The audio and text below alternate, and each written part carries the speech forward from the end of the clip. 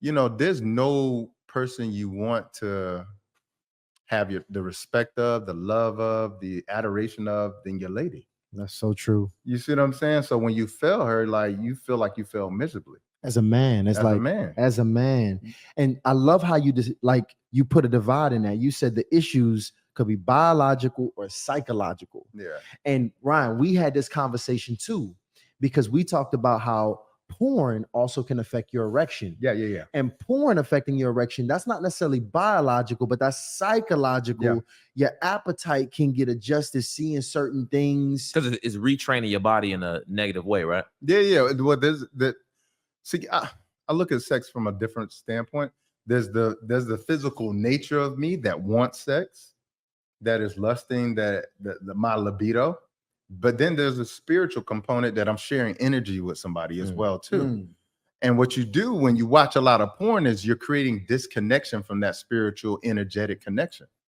So when you're watching porn, now there's this inanimate, not real object that you're looking at that you can't touch, that you can't experience, but you're getting pleasure from it. And so what happens when you get in a bedroom, now there's a real person that you have to think about, connect with, and now you don't know how to connect with them because you've been watching porn. Makes sense? It does. And It so does. you have to create that connection if you're gonna have sex with an actual woman. And that's why I believe that, if you look at statistics today, they say that 33% of men are not having sex, they're sexless. So that's 1/3 of all men are not having any That's sex. a scary thing. They're not having sex with a woman. Yeah. And they're having sex with themselves. If they can. 'Cause I'm sure at some point, if you beat off enough to Pornhub, you'd probably start working on that too. Yeah. And then the number of men who are virgins are going up exponentially as well too. So there's a lot of disconnection that's being created as a result of not only porn, but the shift in how we socialize on social media too. Yes. I mean, if you go back 15 years ago and look at what was being posted on the internet 15 years ago and compare it to today, That's it true. looks like soft porn today compared to 15 I could imagine years it also ago. being a bit of You see what I'm saying? desensitization. A lot of Yeah, I can imagine that. Yeah, a lot. Just to the average person. A lot, man. So like, yeah, it's a heavy psychological component that's going on in it because, the times have changed, man. Like, R&B is different. You don't hear love songs anymore. It's all smash. Like, I don't know what people listen to when they like Yeah. have sex today if they like 20 years old. All You time. see what I'm saying? So, like that changes everything too, man. So You're right. It's a huge component as well. Man, that's Did I miss this libido? Because I don't think I did. You no, we didn't even get the libido yet. Okay. We still, because we still, I mean, because it's crazy because this is such a deep topic here when we're talking about the psychological and the biological elements of how that affects you as a man. And again, fellas, you got to be in tune with yourself. And we mentioned something about that communication aspect. The ladies have been asking that because the ladies have communicated countless times. My man is having this issue. Now, this is something I want to ask you here. Cool. Because if they're having this issue and the woman, we just going weeks, months without having sex with our lady and acting Which is like crazy. she's not noticing. How probably getting gaslit. should a woman communicate her sexual dissatisfaction to her man in a constructive way where it does not bruise his ego and they can actually start moving forward in the direction to get some help? What's the script on that? Yeah, I don't know if there's a particular script because everybody is different.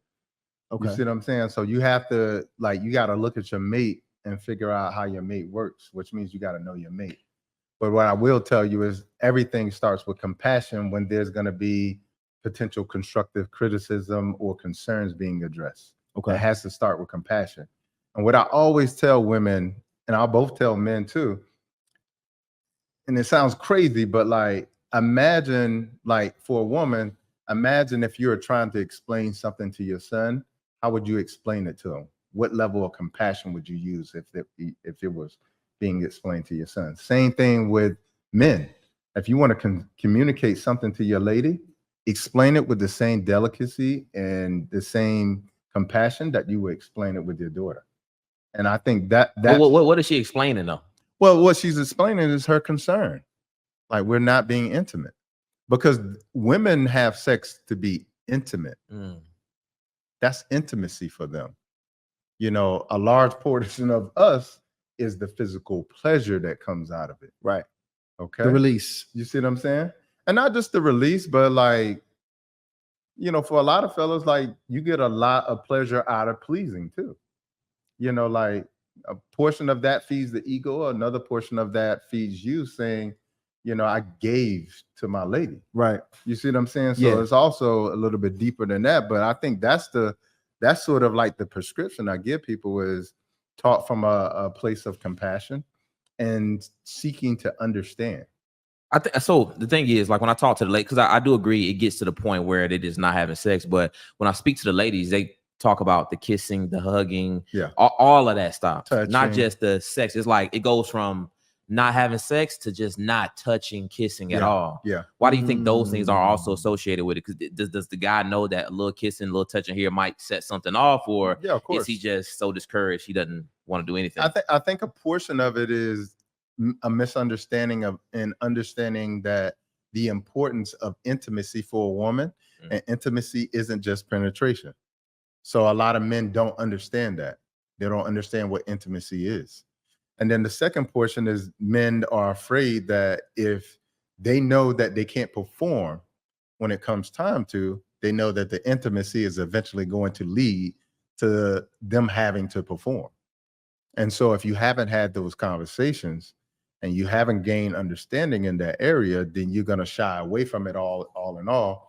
And ultimately what's going to happen is, not only are you going to shy away from it, but if she or he keeps asking for it and she or he isn't able to perform, eventually it's going to turn into frustration, and frustration turns into arguing, and arguing turns into people being upset. Yeah. It's crazy because, you know, a lot of women get, just women as a gender now get a bad rap for not being loyal. But I spoke to many women that they're in these marriages like 3 years, 5 years, 10 years, 15 years, and are still loyal, not stepping out, and still maintaining this relationship with their spouses. Bro, I got a friend of mine.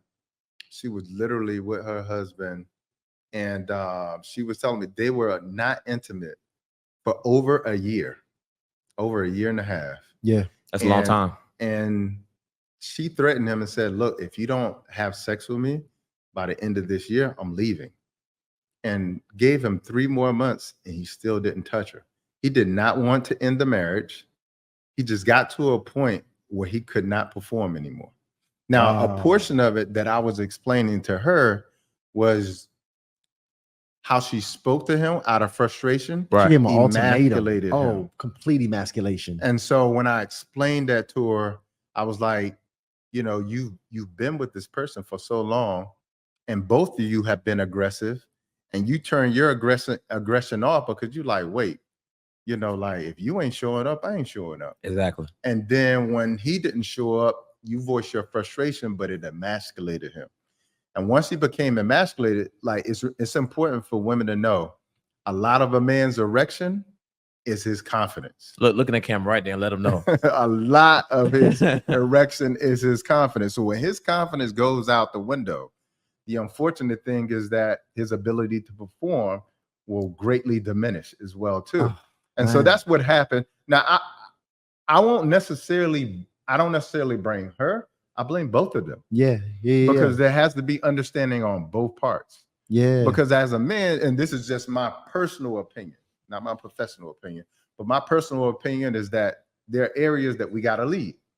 Right. And you need to set the standard for where you're going to lead in those areas. Okay. Before the relationship starts. Now, you can either express those implied, or you can express those through action. Okay. So you can either talk about it, or you can actually do it. Now, if you set the table where you're the aggressor when it comes to sex, meaning like you initiate, okay? And then the tables turn where you're not initiating because you like, well, I want you to initiate, and you just turn it off without talking, that's your fault. You see what I'm saying? So that's sort of what I always tell people It's all about communication. And I think the vast majority of relationships are ending because of unexpressed expectations. Wow. People aren't expressing what their expectations are. Yeah. And when people get frustrated, they don't know how to communicate that. And especially when it comes to sex, because even though everybody's having it, it's still a taboo conversation. Yeah. Like, like maybe you like something weird. Yeah. Maybe you like something spiritual. Like, baby, before we have sex, I want to pray over you. But then I want you to pray over me too. Like, whatever it may be. Whatever it may be works for you. You see what I'm saying? Yeah, but like most of the time, that's why it's not working. People aren't talking. Well, see, so these relationships, not all of them are ending. Some of them are staying, and it's the men that's still in these, relationships. And I'm just curious that your thoughts on this one, because if a man is having erectile dysfunction, he knows it, the wife knows it, so forth, and he is still continuing to stay in the relationship. Isn't it safe to assume that it's probably a bunch of other things not going well in that relationship? Because I just can't understand how, if sex is so important to men, I can't imagine a guy only failing in this sole area of sex and everything else is going good. Well, you got to understand that in most cases, this is a health issue. And if you have one problem with health, it means you're going to have many problems with health. Erectile function isn't just by itself. Most people are going to have hypertension. Most people are going to have high cholesterol. Most of them are going to be overweight. Most of them are going to have low testosterone. So erectile dysfunction is just a symptom. It's not the cause. So you're going to see many symptoms. So of course, that's going to leak out into the relationship in all facets. I like that angle better than your dick not working. Yeah, right. Yeah. You are not healthy. It's You're much not better healthy than your penis is Yeah, struggling. yeah. But see, I think the biggest thing though that you stated that I think can't be understated was it's all. I mean, how talk about different areas gets affected. If a man is not sexually performing well, his confidence as a man is hit. So like your confidence is what you use and carry in all different areas of your life. Yeah. And if you're not feeling strong like a man, your handshake probably ain't as firm. You probably not negotiating as well as you should be. You probably not as aggressive in life as you probably should be, really living on your edge. So I can see how how a biological issue can even become psychological very fast. Yeah, because even like low testosterone leads to reduced motivation. Okay, assertiveness goes down. So our hormones aren't just about sex; they're also about who we are as people too. Yeah. So it changes who we are. If your testosterone goes up, it's going to make you more aggressive. It's going to make you have more muscle, which is going to make you more confident. You see what I'm saying? Man, It goes down, it does just the opposite.